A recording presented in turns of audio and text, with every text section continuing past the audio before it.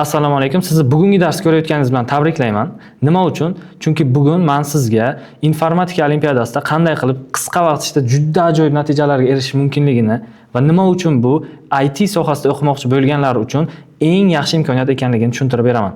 Asosan ishlaydigan usullarni o'rgataman. O'zimda, mana shogirdlarimda yillar davomida ishlab kelib, eng yaxshi, eng sifatli natijalar berayotgan usullarni Xudo xohlasa bugun men sizga o'rgataman. Sodda qilib tushuntiraman. Eng qizig'i bu usullar sizlarni ko'p vaqtingizni ham olmaydi. Ya'ni bugungi asosiy darsimiz qanday qilib qisqa vaqt ichida noldan informatika olimpiadasiga tayyorlanish va bu orqali qanday qilib butun kelajagingizni osonlashtirish haqida bo'ladi. Avvalo, nima uchun aynan olimpiada?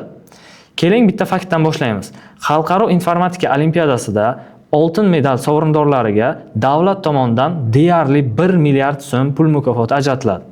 Xo'p, o'ylashingiz mumkin, bu narsaga hamma ham erisha olmaydi-ku. Ya'ni bu narsa yetarlicha qiyin-ku. To'g'ri, lekin bundan tashqari ham juda ko'p olimpiadalar bo'lib o'tadi va ularda ham pul mukofotlariga ega bo'lishingiz mumkin. Eng qiziq tomoni, olimpiadalar faqatgina medal va pul mukofoti degani ham emas. Bugungi o'rganadigan tizimingiz orqali siz qanday qilib informatika olimpiadasida qatnashish orqali medal va pul mukofotlaridan tashqari yana 3 ta narsaga erishishingiz mumkinligini ko'rsatib o'taman. Birinchidan, yaxshi natija bilan nufuzli universitetlarga imtihonsiz kirish eshiklari ochiladi. Ikkinchidan, Google, Facebook kabi yirik IT kompaniyalaridagi kirish intervyularidan hech qanday qiyinchiliklarsiz o'tishga siz tayyor bo'lasiz. Uchinchidan, bu fikrlash orqali siz nafaqat informatika olimpiadasi, balki boshqa istalgan olimpiadada yaxshi natijalarga erishishingiz mumkin. Xoh u sun'iy intellekt bo'lsin, xoh u kiber xavfsizlik bo'lsin, barchasida bugun o'rganadigan tizimimiz juda katta yordam beradi. Bu dars kimlarga foydali bo'ladi?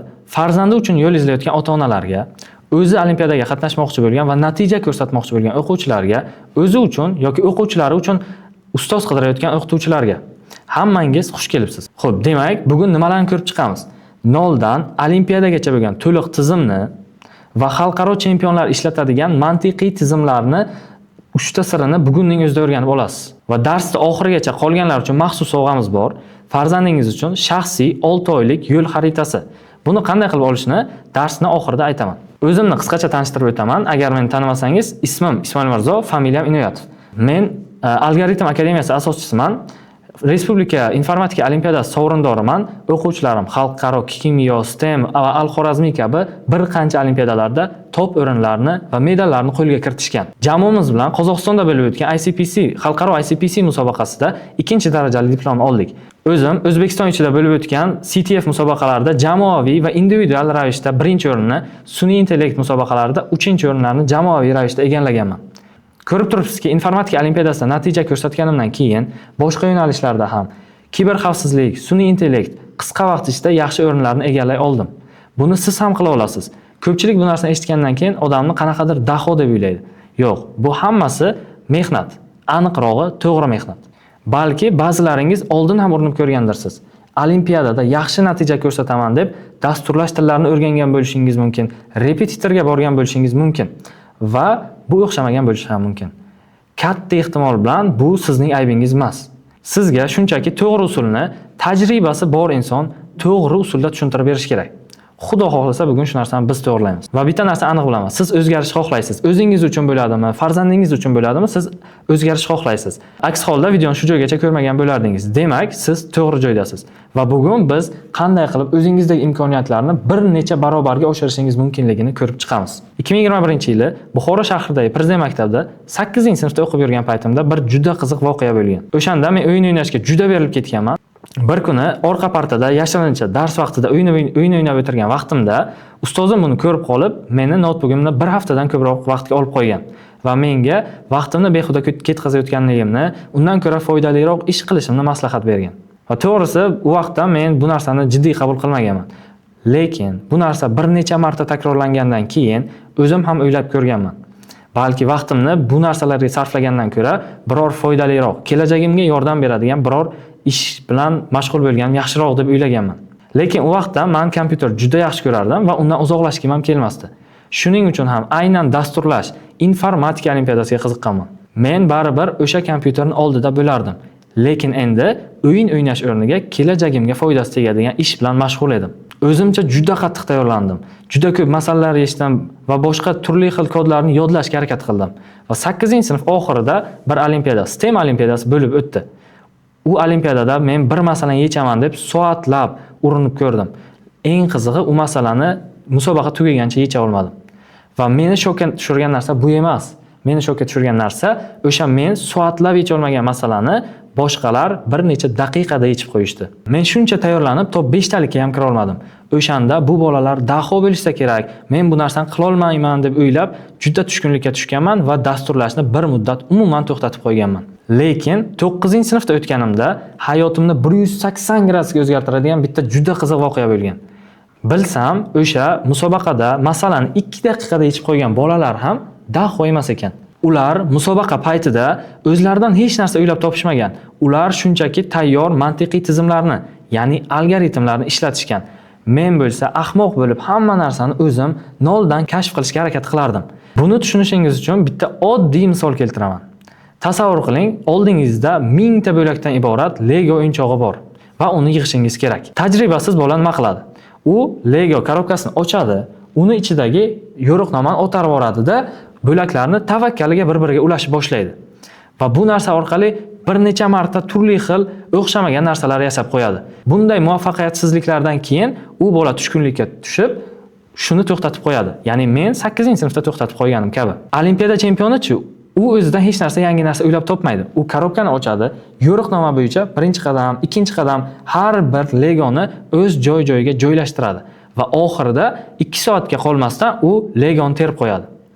Va buni ko'rgan qolganlar nima deb o'ylaydi? Bu bola daho ekan, bu narsani qolganlar qila olmaydi deb o'ylaydi. Va xuddi shu narsani men ham oldin o'ylaganman. Ya'ni natijaga erishayotgan o'quvchilar, ular hech qanaqa daho emas. Ular shunchaki qanday qilib tayyorlanishni bilishadi. Dasturlashdagi algoritmlar ham xuddi shunday. Shuncha o'quvchi qila olyaptimi? Demak, men ham qila olaman deb o'sha vaqtda men ham tayyorlanishni boshladim. Hamma narsani noldan kashf qilish o'rniga men ham o'sha tayyor algoritmlar o'rganishga vaqtimni sarflay boshladim.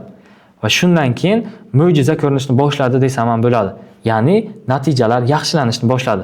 Eng qizig'i bu narsani istalgan odam o'rgana oladi. Aynan shu usullarni o'rgatishni boshlaganimdan keyin o'quvchilarim ham juda ham yaxshi natijalarga erishishni boshlashdi. Masalan, yaqinda bo'lgan xalqaro olimpiadada o'quvchilarim 2 ta kumush va 1 ta bronza medalni xuddi shu usul bilan qo'lga kiritishdi. Tasavvur qilyapsizmi? Biz daho bo'lganimiz uchun emas, aynan mana shu Lego yo'riqnomasini bilganimiz uchun bu narsani qila olyapmiz. Agar menda o'xshagan bo'lsa, meni shogirdlarimda ham o'xshayotgan bo'lsa, demak bu sizda va sizning farzandingizda ham albatta o'xshaydi. Faqat to'g'ri tizim bilish kerak va uni to'g'ri qo'llay olish kerak. Endi bugungi asosiy qismimizga o'tamiz. Bugun 3 ta sirni ketma-ket ochib beraman va har bittasini misol bilan men sizlarga yaxshilab tushuntiraman. Birinchi sir: nega ba'zi bolalar yillab qiynalib ham natija ko'rmaydi? Boshqalari esa qisqa vaqtda chempion bo'ladi. Va eng qizig'i, bu narsa faqat iste'dodga bog'liq emas. Ikkinchi sir, asosiy sir kod yozishda emas. Men sizda shu darsning o'zida qanday qilib bir necha daqiqa oldin umuman yecha olmaydigan masalangizni yechishingizni ko'rsatib beraman. Uchinchi sir, daho bo'lish shart emas. Faqat izchil va to'g'ri mehnat qilish kerak va eng ko'p odam aynan shu joyda qoqiladi. Va esda tuting, dars oxirigacha qolganlar uchun maxsus 6 oylik shaxsiy qo'llanmamiz bor va buni qanday qilib olishni dars oxirida ko'rsatib beraman. Birinchi sir eng muhimi, chunki ko'pchilik aynan shu yerda adashadi. 2 ta noto'g'ri fikr bor. Olimpiada g'olibi uchun faqatgina tug'ma iste'dod kerak yoki men yetarlicha mehnat qilmadim. Va bilasizmi eng qizig'i nima? Ikkalasi ham odatda xato. Esingizdan, men soatlab masala yecha olmay qolgan vaqtimda qolganlar uni 2 daqiqada yechib qo'yishdi. Bu men kam mehnat qilganim uchun emas, men ham yetarlicha qiynalganman. Lekin meni usulim xato bo'lgani uchun. Ya'ni farq mehnatda emas edi, usulda edi. Men hamma narsani noldan kashf qilmoqchi bo'lardim. Qolganlar esa shunchaki tayyor usullarni ishlatishardi. Mana shu birinchi sir. Muammo hech qanday iste'dodda yoki mehnatda emas. Asosiy muammo usulda. Yolg'iz o'tirib, tartibsiz masala ishlab, kodlarni yodlab, hech qanday narsaga erishishning iloji yo'q. Lekin to'g'ri tizim bilan boradigan bo'lsangiz, siz qisqa vaqt ichida juda ajoyib natijalarga erishishingiz mumkin. Va bu tizim ishlaydi, chunki bu iste'dod emas. Bu usul va usulni istalgan odam o'rgana oladi. Va buni misol bilan tekshirib ko'rishingiz ham mumkin. Mana ekranga qarang. Chap tomonda tartibsiz videolar ko'rib, tartibsiz darslar qilayotgan bir o'quvchi. O'ng tomonda esa aniq, to'g'ri tizim bilan tayyorlanayotgan o'quvchi. Ikkalasi ham bir xil vaqt sarflaydi. Lekin bittasi shunchaki sertifikatlar va quruq kod yodlagan bo'lib qoladi. Ikkinchisi esa istalgan masalani yecha oladi va juda ajoyib natijalarga erishgan kuchli olimpiadachi. Endi eng ochiq haqiqat nima bilasizmi? Vaqt orqaga qaytmaydi. Olimpiadalar yiliga bir marta bo'ladi. Bu yilgi imkoniyatni o'tkazib yuborsangiz, shu bilan keyingi imkoniyat keyingi yil bo'ladi. Tasavvur qiling, bitta o'quvchi quruq 2 yil repetitorga borib, kodlarni yodladi va harakat qildi. Shuncha vaqtini sarflab, sertifikatdan boshqa hech narsaga erishmadi. Ikkinchi o'quvchi esa 2 barobar kam vaqt sarflab, onlayn ravishda tizim orqali o'rganishni boshladi va olimpiadada juda ajoyib natijalarga erishdi. Bir xil vaqt sarflab, 2 xil natijalarga ega bo'lishyapti. Va aytib o'tay, bu ko'nikma kelajakda yana ham muhim bo'ladi, chunki sun'iy intellekt oddiy kod yozuvchilarni almashtiradi. Mustaqil fikrlay oladiganlarni esa kuchaytiradi. Bu shunchaki bonus. Asosiy narsa natija va natija to'g'ri mehnatdan keladi. Va bu shunchaki mening gaplarim emas. Toshkent shahridagi Prezident maktabi o'qituvchisi o'zi o'qituvchi bo'la turib, nega aynan shu yo'lni tanlaganini o'zlari aytib beradilar. Eshitib ko'ring. Demak, Algoritm akademiyasi haqida men Telegram sahifalarida ma'lumot oldim va bu akademiyaga qiziqib qoldim. Chunki u yerda nafaqat dasturlash, balki algoritmlash masalalari, qanaqa muammoni yechish, ko'nikmalari to'liq tushuntirilganligi haqida axborotga ega bo'ldim va shu kursga qo'shildim. Shu kursga qo'shilgandan keyin u yerda demak onlayn o'qishlar jarayonlari boshlandi va har bir videoni ko'rganimda u yerda biror bir mavzu bo'yicha to'liq tushunchaga ega bo'ldim. Ya'ni o'sha boshida complexity haqida boshlangan edi, shu haqida to'liq ma'lumotga ega bo'ldim va undan so'ng masalalar, kontekstlar berilar ekan va shu kontekstlarda masalalarni yechib o'zini mashq qilgan holatda o'zini sinab ko'rish mumkin ekan. Agar sinab ko'rganda hosil bo'lgan savollar keyingi darsda yana tushuntirib o'tilar ekan va bu narsada shu tariqa o'rganish davom etilar ekan. O'qituvchi, ya'ni Ismoil Mirzo shaxsan o'zlari dars o'tadilar. Algoritm akademiyasini qolgan o'quvchilarga tavsiya qilasizmi? Informatika olimpiadasiga tayyorlanmoqchi bo'lganlarga. Albatta tavsiya qilaman. Men boshida o'ylagandim, bu kurs faqat katta sinfdagi o'quvchilar uchun deb o'ylagan edim, lekin buni bilsam hozir kichkina sinf o'quvchilari ham foydalanishi mumkin ekan. Men bildimki, natijalardan ham buni ko'rdim. Olimpiadada 6-sinflar, 7-sinflar olgan natijalaridan demak boshlang'ich darajadan o'qitilyapti. Demak oson mavzulardan murakkab mavzuga qarab ketilyapti va albatta tavsiya bergan bo'lardim hammaga. Faqatgina o'quvchilarga emas, ya'ni ustozlarga ham, chunki mana ko'rib turibsizlar, hozir jadal tarzda hamma narsa rivojlanib boryapti. Ayniqsa informatika fani rivojlanib boryapti. Shuni hisobiga ham bizlar faqat informatika amal nazariy ma'lumotlardan iborat emas, ya'ni balki u dasturlash bilan ham bevosita bog'liq bo'lgan mavzular juda ko'p bo'lgani uchun va hozir olimpiada turlari ham juda ko'payib ketgani uchun biz aynan shu kursda men ham o'zimni bilimlarimni yana mustahkamlash, rivojlantirish uchun shu kursga qo'shildim va nafaqat o'quvchilarga, balki ustozlarga ham tavsiya bergan bo'lardim. Shu kursga qatnashib ilmlarni rivojlantirish. Agar siz o'qituvchi bo'lsangiz, bu narsani o'zingiz ham bilasiz. Fanni bilish bilan olimpiadaga tayyorlanish yo'lini bilish umuman ikki xil narsa. Aynan shuning uchun ham o'qituvchilar ham bizga tayyorlanish uchun kelishadi. Demak, birinchi siringiz mehnatingizni emas, avvalo usulingizni o'zgartiring. Endi shu usul qanaqa tarzda bo'lishini ko'rib o'tamiz. Ikkinchi sirga o'tishdan oldin bitta qo'rquvni yo'qotaylik. Ko'pchilik o'ylaydi, dasturlash juda murakkab-ku. Yo'q. Kod yozish juda ham oson. Shunchaki bu narsani siz doimo xato o'rgangansiz. Sintaksisni bola juda qisqa vaqt ichida o'rgana oladi. To'g'ri usulda o'rgansangiz, kod yozish shunchaki fikrni ifodalashning bir usuliga aylanib qoladi. Qiyin va qimmatli narsa kod yozish emas, qaysi yo'ldan borishni va kodni qaysi usulda yozishni tanlay olish. Mana shu ikkinchi sirimiz. Keling endi shu narsani isbotlayman. Buni tushunishingiz uchun kod yozishni bilishingiz ham shart emas. Qo'lingizga bitta qog'oz oling yoki shunchaki ekrandagi sonlarga qarang. Mana 8 ta son. Topshiriq, shulardan ikkitasini toping, yig'indisi 73 bo'lsin. Videoni to'xtatib, bemalol o'zingiz urinib ko'ring.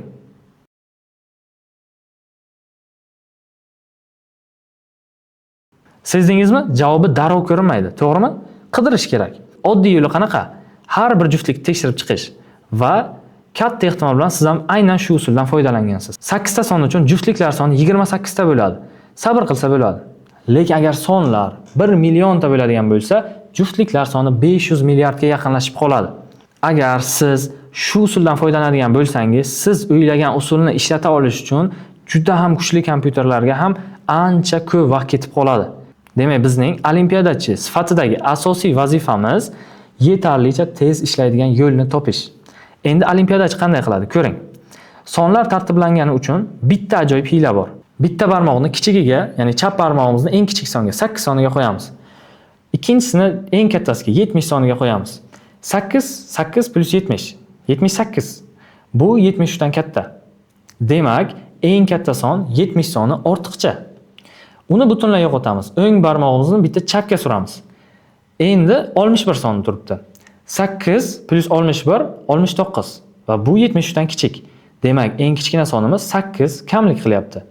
Chap barmog'imizni bitta suramiz. 15. 15 plus 61 76. Demak, katta. 61 sonini endi bitta kengisiga o'tkazamiz. Ya'ni 49 soni. Ya'ni ishlatayotgan asosiy usulimiz oddiy. Har safar yig'indini tekshiramiz. Agar yig'indi katta bo'ladigan bo'lsa, o'ng barmog'imizni bitta chapga, agar kichik bo'ladigan bo'lsa, chap barmog'imizni bitta o'ngga siljityapmiz. 15 plus 49 64. Kichik. Demak, 15 dan keyingisiga o'tamiz. Endi 24. 24 ga 49 ni qo'shadigan bo'lsak, bu 73 ni beradi. Demak, biz qidirayotgan sonimizni topdik. Eng muhim joyini sezdingizmi? Bu narsani topish uchun biz 28 ta juftlikni tekshirmadik. Atigi 5 ta holatni tekshirdik xolos. Bu usulimiz har doim ishlaydi. Shunchaki bizga berilgan sonlar tartiblangan bo'lsa yetarli. Millionta son bo'ladigan bo'lsa ham, endi biz 500 milliardta juftlikni emas, shunchaki atigi millionta qadam bajarishimiz yetarli bo'ladi. Ya'ni biz yechimimizni bir necha barobarga tezlashtirib yubordik. 500 milliard qayerda-yu, 1 million qayerda. Xo'p, bu usulni o'zingiz ham sinab ko'rsangiz bo'ladi. Xuddi shu sonlar orasidan yig'indisi 95 bo'ladigan ikkita sonni sinab ko'ring. Videoni to'xtatib bemalol sinab ko'rsangiz bo'ladi.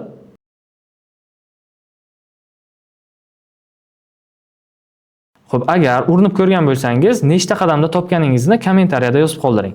Kim eng kam qadamda topganini tekshirib ko'ramiz. Ya'ni aynan informatika olimpiadalarida bizning dasturimiz qaysi usulda ishlayotgani biz uchun juda ham muhim. Hozirgi sonimizda atigi 8 ta bo'lgani uchun u narsani taxmin qilib ham topish mumkin.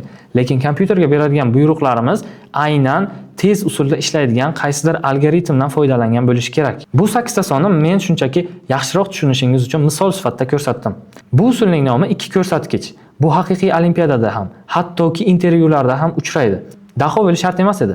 Shunchaki bitta to'g'ri usulni bilish kerak edi. Boshqa masalalar uchun ham shunaqa maxsus usullar bor va bemalol hammasini o'rganib olishingiz mumkin. Mana shu usullardan foydalanib, medal olgan o'quvchimizning fikrlarini eshitib ko'ring. Assalomu alaykum. Men Ahmadov Asilbek, 9-sinf o'quvchisiman. Men 1 yil oldin Algoritm akademiyasiga qo'shilganman. O'sha birinchi qo'shilgan vaqtim deyarli dasturlashtirilgan ham yaxshi bilmasdim. O'sha 1 yil ichida dasturlashtirilishni yaxshi o'rganib, juda ham ko'p algoritmlarni Ismoil Mirzo aka bilan birga o'rgandik. Juda ko'p natijalarga erishdik va hozirda men Toshkentdan qaytyapman. Buning sababi yaqinda bo'lib o'tgan Al-Xorazmiy olimpiadasiga qatnashdim va kumush medal sohibi bo'ldim. Sizlarga ham qo'shilishni maslahat beraman. Endi yana bir qiziq savol. Tayyor algoritmlarni qanday qilib o'rganish mumkin? Mana shu savol meni hayotimni o'zgartirgan savol desa ham bo'ladi. Ko'pchilik javobga qarama deydi, to'g'rimi? Bu narsa ko'p joyda to'g'ri ishlashi mumkin, lekin aynan olimpiadada siz bitta masalani ishlashga urinib ko'rasiz, keyin uni yechimini ko'rganingizdan keyin, uni o'rganganingizdan keyin uni qayta o'zingiz yechib ko'rishingiz kerak va shunga o'xshagan masalalarni yana yechish orqali siz bilimingizni oshirasiz. Jahondagi o'rganish tadqiqotlari bir narsani ko'rsatadi. Eng tez o'sish qiyinroq masalada darrov to'g'ri fikr mulohaza bilan mashq qilishdan keladi.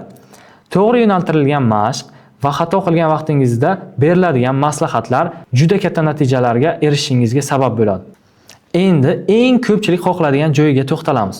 Bularning hammasini bilsangiz ham, amal qiladigan tizimingiz tayyor bo'lsa ham, baribir yana bitta narsa kerak. Bu esa izchillik. Va ko'pchilik bu narsada adashadi. Menga motivatsiya kerak deb o'ylaydi. Yo'q, motivatsiya har doim tugaydi. Bir haftadan keyin ishtiyoqingiz so'lib qoladi. Bitta narsani eslab qoling. Inson o'z maqsadlari darajasiga ko'tarilmaydi. U o'z tizimlari darajasiga tushadi. Olimpiadada medal oladigan o'quvchilar motivatsiyasi eng baland o'quvchilar emas. Ular shunchaki motivatsiya bo'lmagan kunlarda ham ularni masala yechishga undaydigan tizimi bor bo'lgan o'quvchilardir.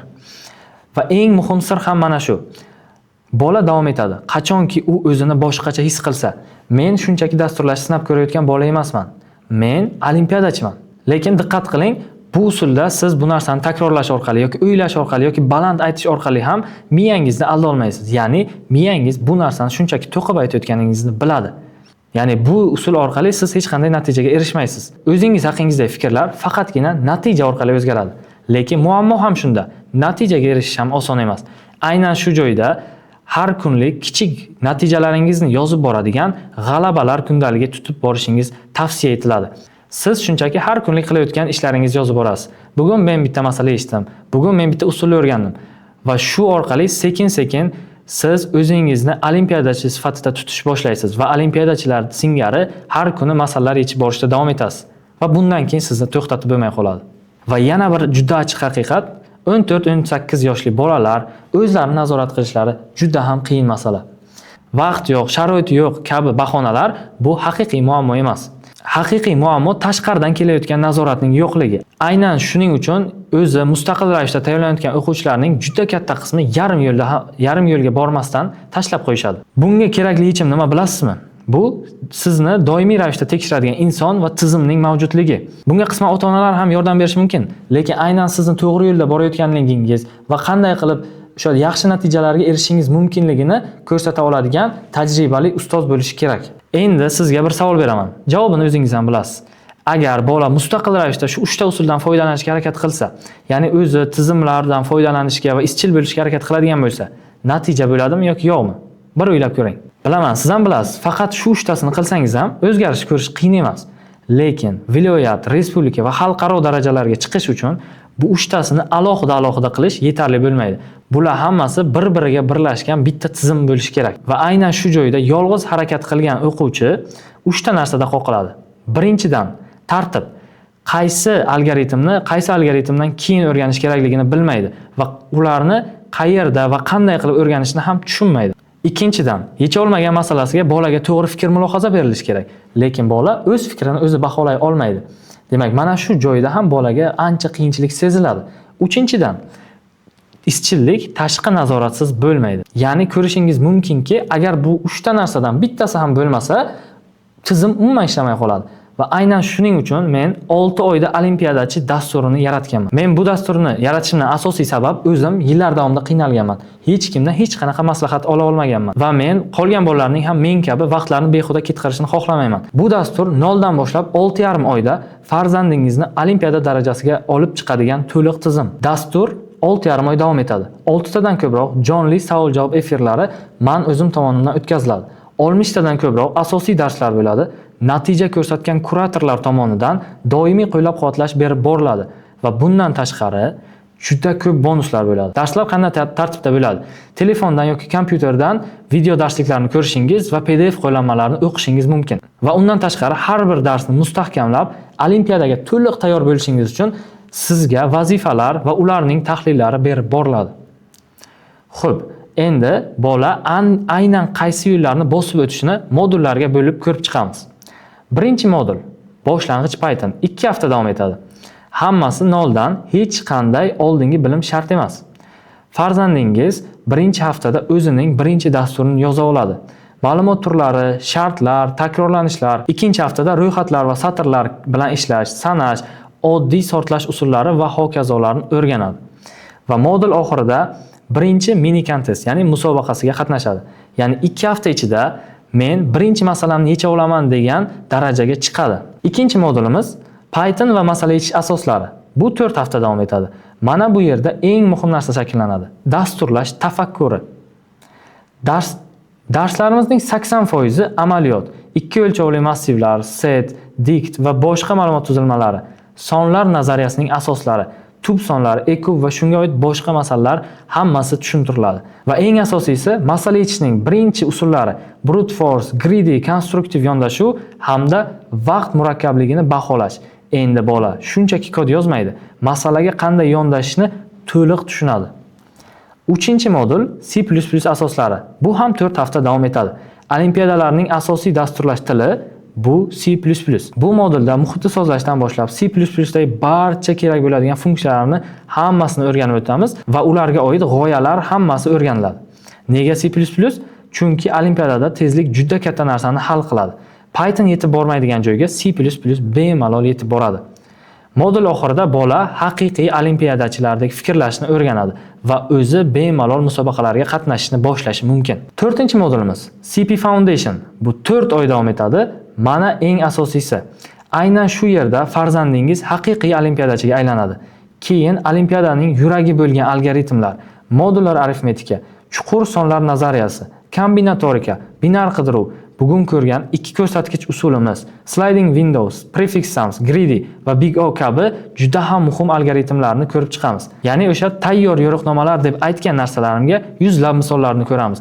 Eng qizig'i ularni har bittasini qanday qilib va qayerda ishlatishni ko'rib o'rganib o'tamiz. Modul oxirida bola viloyat olimpiadasiga to'liq tayyor bo'ladi. Har bir yozib olingan darslar sifatini nazorat qilish uchun ko'pchilik darslarimizda o'quvchilar ham ishtirok etgan. Ya'ni hech qanday tushunarsiz qism qolib ketmagan. Va bu modullar eng mustahkam poydevorni yarata oladi. Kim balandroqqa, respublika, xalqaro darajaga chiqmoqchi bo'lsa, keyin xuddi mana shu yo'lni davom ettirish kerak. Lekin bularni bilmasdan hech qanday natijaga erishishni iloji yo'q. Demak, avval mana shu 6,5 oylik poydevorni qurib olish har qanday natija uchun eng asosiy qism hisoblanadi. Demak, bu dastur tugatganingizdan keyin siz viloyat olimpiadasiga to'liq tayyor bo'lasiz va bundan tashqari sizda muammoni hal qilish ko'nikmasi juda ham rivojlangan bo'ladi va buni istalgan boshqa musobaqalarda ham, xoh u kiberxavfsizlik, xoh u sun'iy intellekt bo'lsin, bemalol ishlatib ketishingiz mumkin. Eng muhimi, bola bu yo'lni yolg'iz bosib o'tmaydi. Bugun ko'rgan ikki ko'rsatkich kabi yuzlab texnikani o'rgatamiz va bola hech qachon yolg'iz qolmaydi. O'quvchilar uchun maxsus CP hamroh bor. 24/7 ishlaydigan o'zbek tilidagi darslarga to'liq moslashtirilgan sun'iy intellekt yordamchi. Bola istalgan paytda undan yo'l yo'riq so'rashi mumkin. Bundan tashqari eng muhim qismi, bola tajribali, yaxshi natija ko'rsatgan ustozlar bilan to'g'ridan to'g'ri ishlaydi. Agar qandaydir muammo chiqib qoladigan bo'lsa yoki savol so'ramoqchi bo'lsa, o'zlari ham natija ko'rsatgan kuratorlardan maslahat oladi va har oy bulardan tashqari qo'shimcha ravishda o'quvchilar uchun jonli savol-javob sessiyalari shaxsan men bilan olib boriladi. O'zi bu kuratorlar kim? Bularni ham qisqacha tanishtirib o'taman. Birinchi kuratorimiz Mardon Hazratov. Misrda bo'lib o'tgan nufuzli xalqaro informatika olimpiadasida bronza medal sohibi. Bundan tashqari Mardon bilan birga respublika bo'yicha saralab olingan o'quvchilarga ham birgalikda dars berganmiz. Keyingi kuratorimiz Eldor Anvarov. 2 yil ketma-ket O'zbekistondagi eng kuchli o'quvchilar qatoriga kirgan.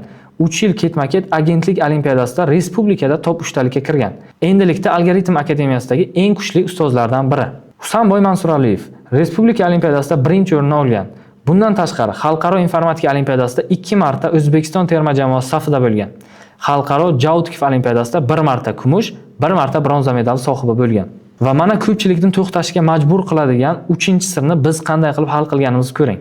Vazifalar bajarishini shaxsiy kurator doimiy ravishda ko'rib, tekshirib, sizlarga izoh berib boradi.